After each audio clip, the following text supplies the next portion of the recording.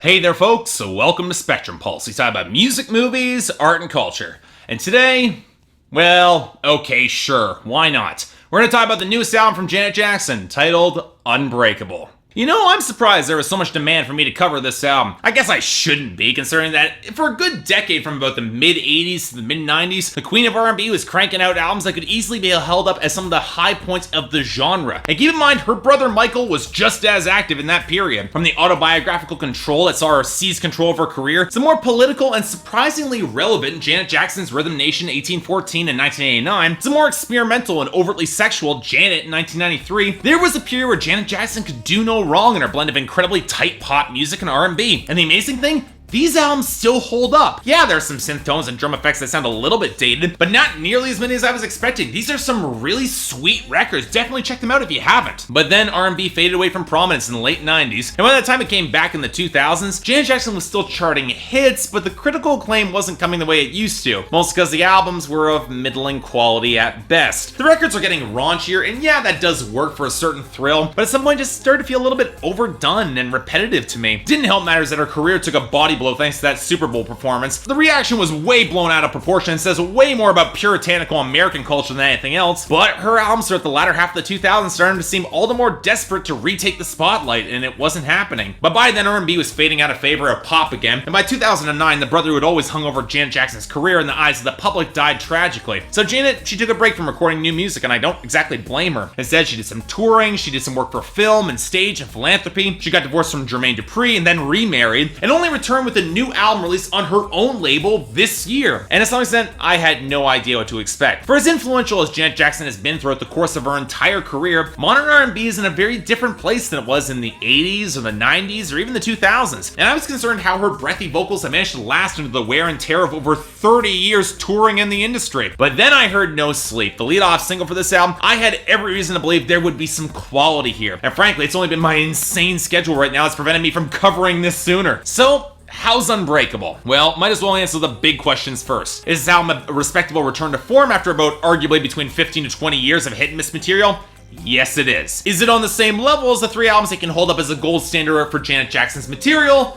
No, it's not. But what I appreciate about this album is that there's a maturity to its presentation and writing that doesn't just show confidence in a working formula and going back to that formula, but also a commitment to writing good songs that do experiment, but do so off of a working foundation. Is it a little bit too long? Well, yeah, it is, but all of Janet Jackson's albums since '89 have been about 2 or 3 songs too long, and this one, no exception. But it doesn't make this album any less enjoyable. Seriously, I was surprised how much I really like this record, even though I don't quite love it. So let's start with Janet Jackson herself. And look, she's nearly 50. She's been touring for nearly 30 years. The fact that her vocals are as good as they are is impressive. She doesn't quite have the breathy girlishness that was so damn infectious about her early work, but the deepening tones and her willingness to work more in her lower range gives her a mature poise and gravitas that she definitely plays to her advantage, whether it be on the dance floor hookups or the quiet love ballads that have always been in her wheelhouse for decades. It's very telling that despite scores of imitators and those following a very similar formula, Janet manages to stand out, or in the case of the trap-inspired dance jam of Dammn, Baby, actually do it better. It's also telling how much versatility that she has, that she can carry this record across shifts in genre, tone, and subject matter. So much so that I'd argue that both her guest stars probably could have been removed and the songs would have been better. Yeah, I know, J. Cole drops one of his better verses in a while on No Sleep, but he's honestly not essential for that song to work. And I get why people might like Missy Elliott on Burned Up, but she's really playing a hype woman on that song and isn't saying anything that stellar in her bars. She could have easily been cut for a damn great dance jam for Janet. It would have been great. And make no mistake, when we get to the instrumentation and production, Janet brought her A team of producers back. So much of the production is fantastic organic, swell, balanced, superb multi-tracking, and great liquid smooth texture. And as I said earlier, Janet gets that there needs to be foundational melody and groove to drive these songs. And at this album's best, it can pull together some impressively tight songs. The spiky beat of Burn It Up, the gurgling synth groove of Dammn, Baby. That sounds like Janet taking on a DJ Mustard track and making it about 100 times better. The stellar rollicking groove of the great Forever to the spacious wiry synth line on Night. But you know what, that's the stuff that Janet can do in her sleep. Same with the gorgeous love songs like No Sleep or the stripped back tribute to her brother After You Fall, where this album gets more interesting for me is when it gets more experimental. The mix on Shoulda Known Better might have started off with some restraint, but then builds to a fantastic snare and guitar swell for the chorus that's anthemic as anything Janet did on Rhythm Nation 1814. And when you take the back half of the album with the delicate pluck accented by the horns on Take Me Away that explodes into outright electro rock, or the country-esque acoustic guitars and tones on Lessons Learned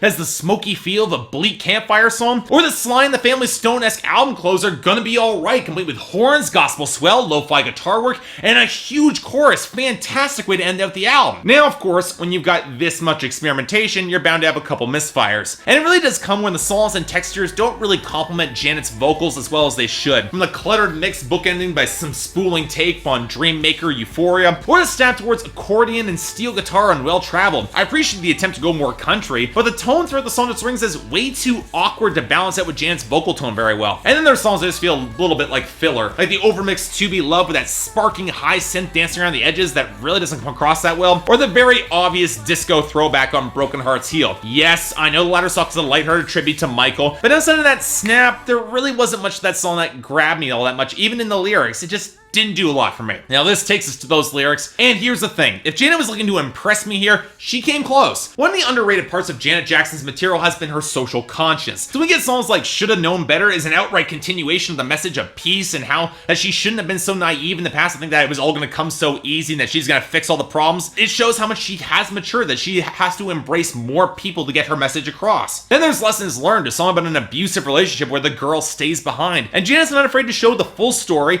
and then give the girl the option out of it. It's only the guy's song that's playing right now, but are you cool with that? And then there's the soon-to-be controversial song Black Eagle, which is nothing less than the Israeli-Palestinian conflict. And while it's clear she's more on the side of Palestine, she also includes plenty of lyrics like "We all need to do better," holding both sides accountable, which really, given the decades-long nightmare that is that conflict with both sides committing atrocities, that's the right move to make. Of course, she also reserves some words for the paparazzi who've been judging her for a marriage to a Qatari businessman on The Great Forever. But while those words cut, they're still wrapped together in Janet's more peaceful, fun-loving package. Because really, if we're stepping towards a central theme on this album, it'd be tied to the need to bring in more peace and love to the world. And if it all sounds a little bit flighty and idealistic, well, it is. It's always been like that across Janet's entire career, but the earnestness of the presentation makes up for a lot. I should also note that of Janet's albums, this is probably the least sexually explicit that she's been in years.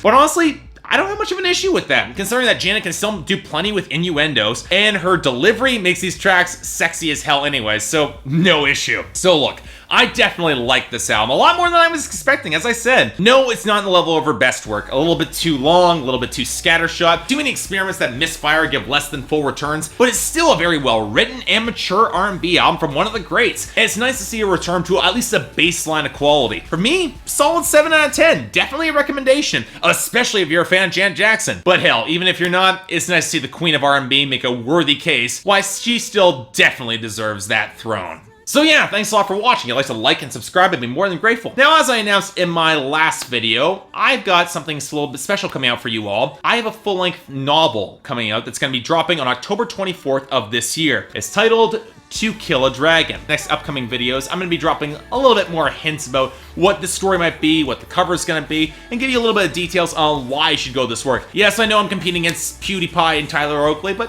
who knows? We might actually have a shot at beating them. Yeah, as if. But till then, I'm Mark, you're watching Spectrum Pulse, and I'll see you next time.